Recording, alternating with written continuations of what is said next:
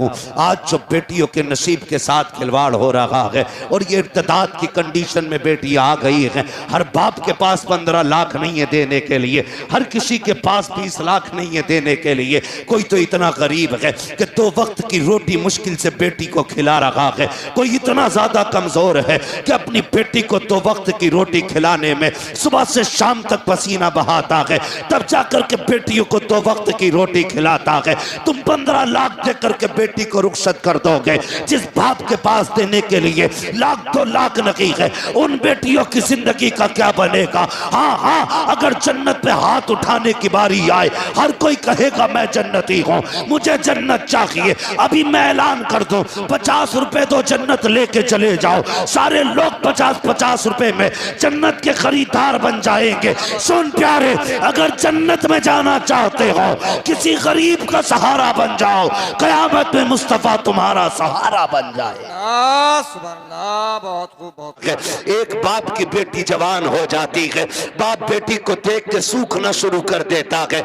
इसलिए नहीं कि बेटी जवान हो गई है, इसलिए सूखना शुरू हो जाता है कि बेटी जवान हो गई है। अगर कोई दरवाजे पे शरीफ आ भी गया तो बारात में हराम की खाने वाले लोग आएंगे। पहली बात तो जो भी बेटी लेने के लिए आएगा 4-5-10 लाख से शुरू होता है, उस कुत्ते का पेट भी भरना है। फिर जो बारात हराम का खाने के लिए आएगी उनके लिए भी इंतजाम करना है। हद तो तब हो जाती है जब 400 बाराती खाने के लिए बैठे हो और लड़के का बाप बगल में परस दबा करके बारात के टेबलों पे चक्कर लगा के पूछता है नमक ठीक है कि नहीं, मिर्च ठीक है कि नहीं, कोई कमी तो नहीं रह गई है। पूछना तो ये लड़की वालों को चाहिए था, ये क्यों पूछ रहा है तयूस की औलाद, इसको हक किसने दिया है कि ये खाने की कमी पता करे। और कितने बेगैरत होते हैं, उसके बावजूद भी उठ के कहते हैं नहीं जी बात तो ठीक है, खाना भी सही है, लेकिन नमक ज्यादा कर दिया गया है, मिर्च तेज कर दी गई है और बेगैरत नाक तक खा चुका है,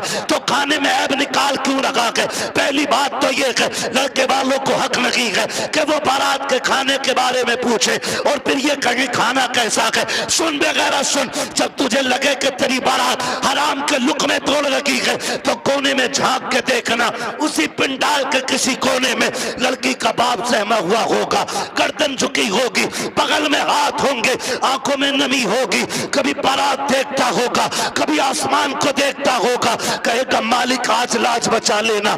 अगर एक बाराती फाके से चला गया मेरी बेटी को पूरी जिंदगी ताना दिया जाएगा।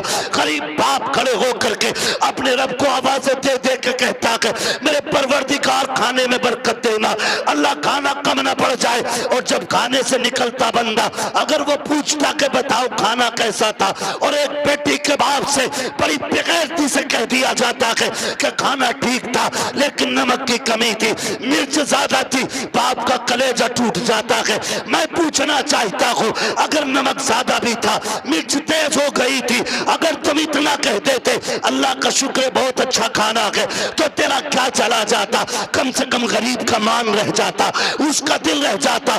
तूने खाने का इनकार किया, उसका दिल भी तोड़ा, रब को भी नाराज किया। खुदा के वास्ते किसी का दिल ना तोड़ा करो, अगर हो सके तो दिल छोड़ दिया करो। अगर ऐसा करोगे काबे वाला भी राजी हो जाएगा, मदीने वाला भी राजी हो जाएगा।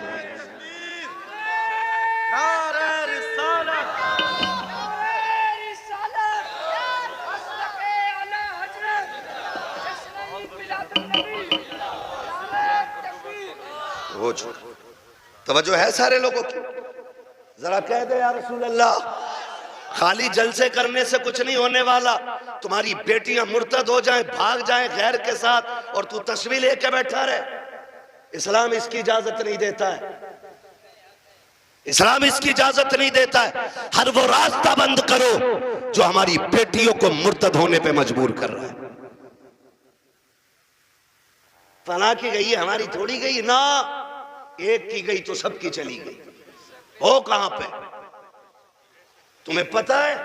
सोशल मीडिया चेक करो, लड़कियों से कलमा पढ़वाते वो मुसलमान थी, प्रूफ क्या है? सूरह इखलास पढ़ ली है बच्ची, तो बताना मकसद ये नहीं होता है कि अब्दुल रशीद की बेटी है देखो कलमा पढ़ रही है, वो ये बताना चाहते हैं मोहम्मद अरबी की दीन का कलमा पढ़ने वाली हमारे धर्म में आई है। हिसाब देना पड़ेगा कयामत में इसका कि तेरे दरवाजे पे दौलत रख के घुन गई और गरीब की बेटी मजहब छोड़ के चली गई, तूने दीन के लिए क्या किया था। ऐसे लोगों की दौलत को अल्लाह सांप बना के गले में डालेगा और तब कोई पीर बचाने नहीं आएगा। लिखो मेरी बात, तेरे किए का तुझी को भरना है। रस्में बना लिए, अब्बा दफन हो रहा, बेटा कब्र पे खड़े हो कह रहा मेरे अब्बा की गलती हो तो माफ कर देना। क्यों? तू कौन होता माफी मांगने वाला? गलती बाप ने की थी, माफी बाप को मांगनी चाहिए। अल्लाह कहता मुंह बंद कर, किताब बंद हो गई उसकी गलतियों का हिसाब उसे देना, आप तुझे नहीं। आने दे, इस दिन का मेरा ऐलान था, कब्र में लिटा के इतना तोड़ूंगा कोई बचाने वाला नहीं मिलेगा। आज आ गया है वो दिन। मेरे बाप की गलती माफ कर देना, थप्पड़ तेरे बाप ने मारा था गरीब के, तूने नहीं मारा था। कमजोर को जलील तेरे बाप ने किया था, तूने नहीं किया था। माफी तेरे बाप को मांगनी चाहिए थी। रस्में बना लिए, खाली रस्में। यही मर्दों के हाल है, और औरतें भी कम थोड़ी है। मर जा तो उसके कपड़े नोच लेती है, हाय जी माफ कर जाओ, हाय जी माफ कर जाओ। अब कुछ नहीं होने वाला, जीते जी एक दूसरे से माफियां मांग लो, जीते जी एक दूसरे से अपनी गलतियों का निपटारा कर लो, वरना कोई बचाने वाला नसीब नहीं होगा, कोई बचाने वाला नहीं मिलेगा। इसलिए कि हुकूकुल इबाद का मामला बड़ा सख्त है, बड़ा सख्त है। अपनी सी कोशिश तो करो यार। आका फरमाते तू अपनी सी कोशिश कर, फिर जहां नहीं बनेगी वहां बात बनाने के लिए मैं आ जाऊंगा। आला-हज़रत फरमाते वुसअतें दी हैं खुदा ने दामन महबूब को, जुर्म खुलते जाएंगे आका। आका मैं फ्री में जन्नत नहीं बांट सकता, माफ कीजिएगा। अगर फ्री की जन्नत के लिए बैठे हो तो मेरी जन्नत नहीं, जन्नत हसनैन के नाना की है। जन्नत उसे मिलेगी जिसे हुजूर चाहेंगे, लेकिन हम अपने आप को बदलें। कितने लोग जन्नत में जाना चाहते हैं? नौजवान बताएं, नौजवानों को मैंने हाथ उठवाएं। जिनके निकाह हो गए वो हाथ नीचे कर लें, जिनके नहीं हुए वो हाथ ऊपर रखें। जिनके नहीं हुए ठीक है ना, अब हाथ नीचे कर लो। आप इतने लोग यहां बैठे, बताओ जन्नत में जाना चाहते हैं कि नहीं हम लोग? एक आसान तरीका बताऊं, आसान तरीका यह है, बिना डिमांड किए किसी गरीब की बेटी को अपने घर की इज्जत बना लो। तुम्हें मरने में देर लगेगी, रब को कब्र को जन्नत बनाने में देर नहीं लगेगी। हाँ, कितने लोग वादा कर रहे हैं इंशाअल्लाह जहेज की डिमांड नहीं करेंगे। क्या बात है, सलामत ने हुजूर आपके हाथ देखें, अल्लाह करे इस महफिल की। उन्होंने नीचे कर लिया हाथ। हाँ,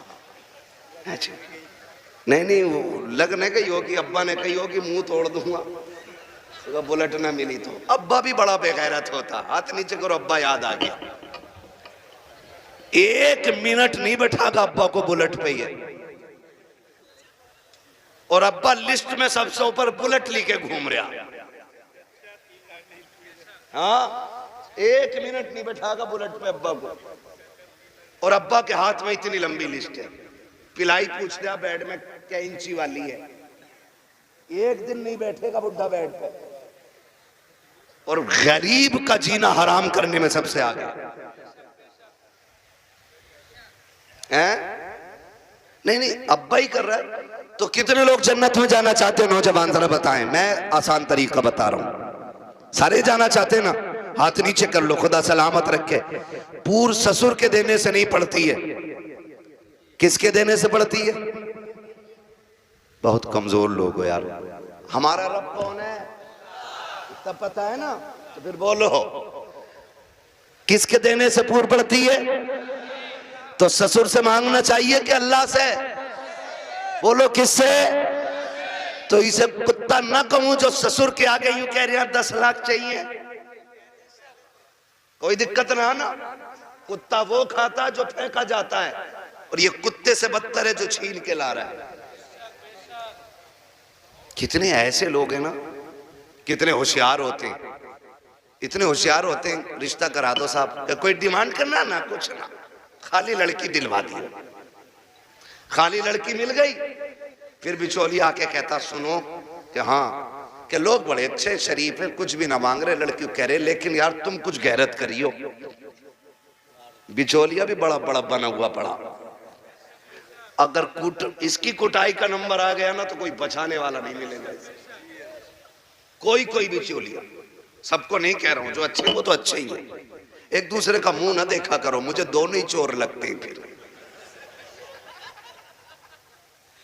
तो कह रहा तुम्हें पता लोग तो बहुत अच्छे हैं लेकिन थोड़ा सा ख्याल करियो।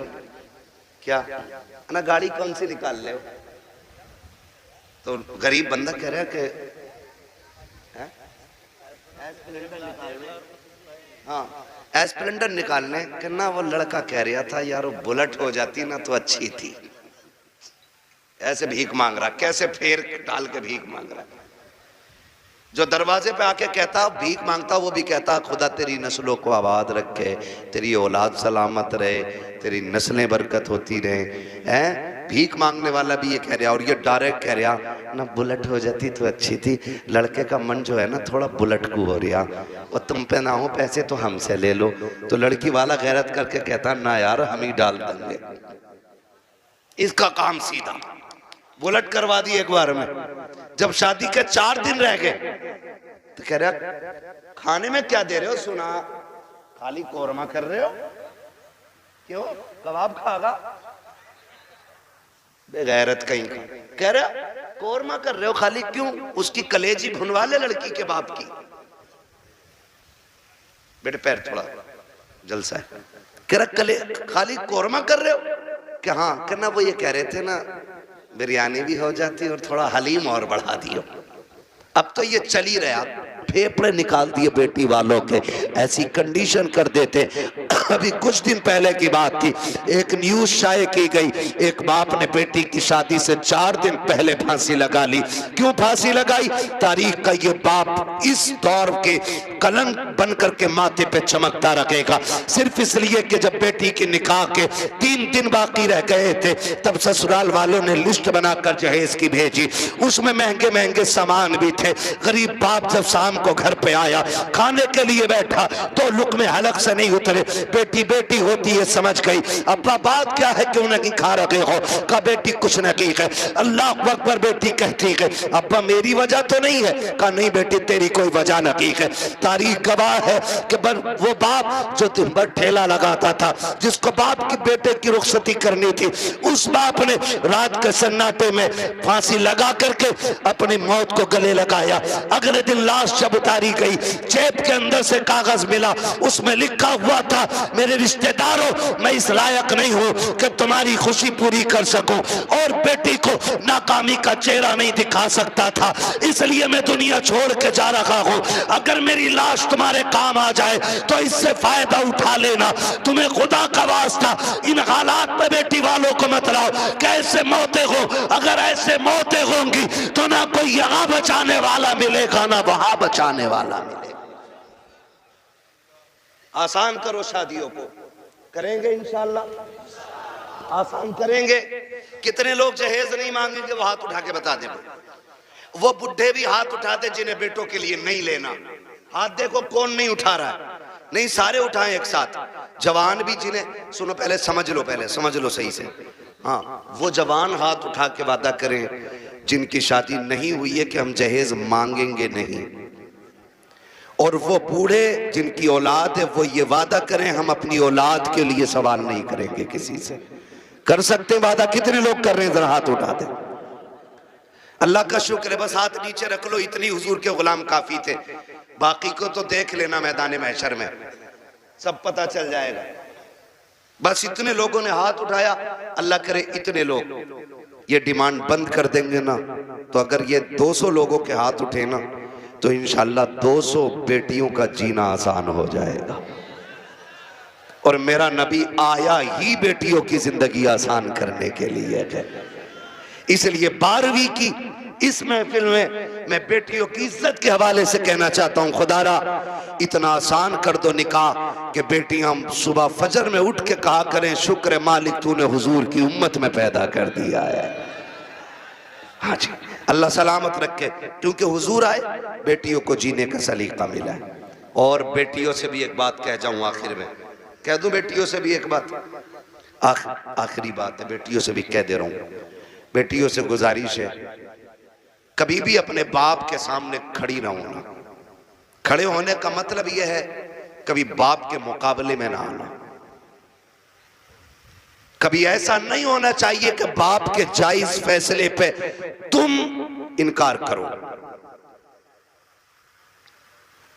कभी ये मत कहना, आज जो रस्में चल गई है ना, जो कुछ नकाब पहन के सोशल मीडिया पे बच्ची आई, या आप देखें प्रेस कॉन्फ्रेंस में आके कहती हैं कि हमारी आजादी हमारा हक है, हम नकाब क्यों पहनेंगे, हमें जरूरत नहीं है।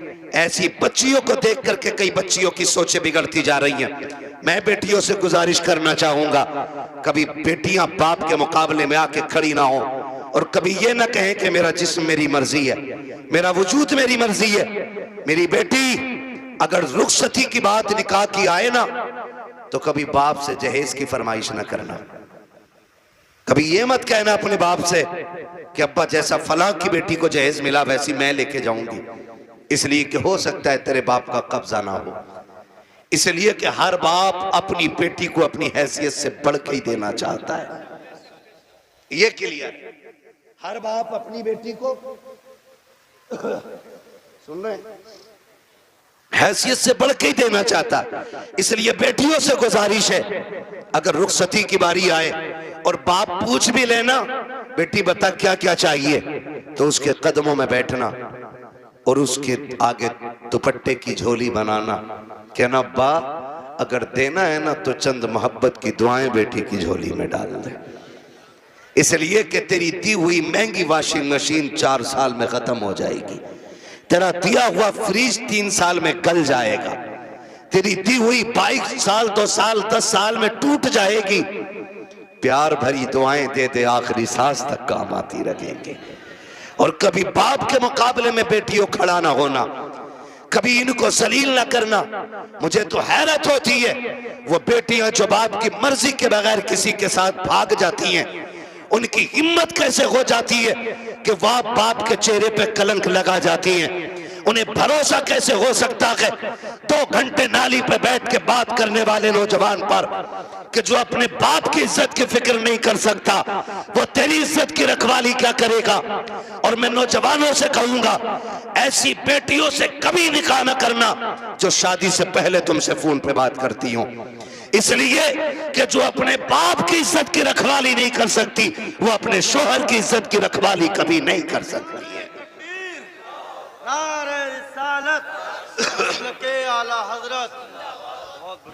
आपसे कहना चाहता हूं, मत कीजिए ऐसी बच्चियों से शादियां जो शादी से पहले आपके साथ फोन पे बात कर रही हैं, इसलिए कि जितना बाप ने एहसान तुम पे किया है ना बेटियों, तुम्हारा शोहर नहीं कर सकता है, नहीं कर सकता है। और ये तेरा मजनू लुल, ये 3 घंटे मच्छरों से कटवाने वाला नाली पे बैठ के और कह रहा तुझे चांद तारे दिखाऊंगा, जो खुद मच्छरों से नहीं बच रहा ये चांद तारे दिखागा।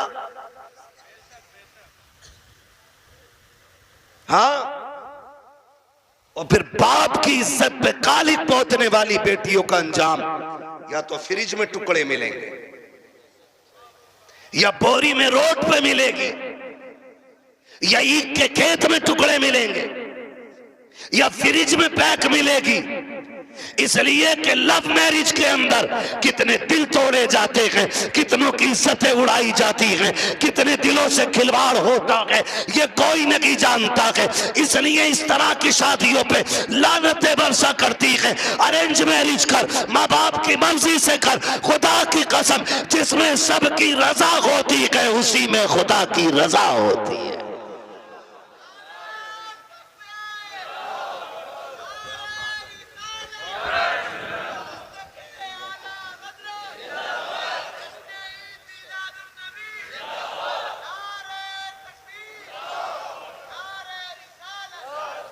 आखिरी गुजारिश बेटियों से है, बाप के चेहरे पे कालिक ना पोतना। और मैं तुम्हें कितने बेटियां आज भी दिखा दूं कि जिनको चांद के पार ले जाने वाली बातें लोग करते थे और 6 महीने बाद तलाक दे के धक्के दिए, सारी सोसाइटी ने मुंह मोड़ लिया। यही बाप जिसका मुंह काला करके बेटी गई है, इसी ने उन बेटियों के लिए दरवाजा खोला है। वही बाप इस बेटी को रखता है जिसकी इज्जत के साथ खेला बेटियों ने। मैं तो कुल के कहता हूं बेटियों से, खुदा की कसम खा के कहता हूं, पूरी दुनिया के आशिक एक पल्ले में रखो और सिर्फ बाप का रिश्ता बेटी से दूसरे पल्ले में रखो। पूरी दुनिया के आशिकों का इश्क कम पड़ जाता है और बाप की एक दिन की मोहब्बत भरी निगाह जो बेटी के चेहरे पे पड़ती है, वो पूरी दुनिया के इश्क पे भारी पड़ जाती है। सच कह रहा हूं, ये याद रखिएगा, जो इज्जत बेटी को एक बाप दे सकता है वो कोई रिश्तेदार नहीं दे सकता है।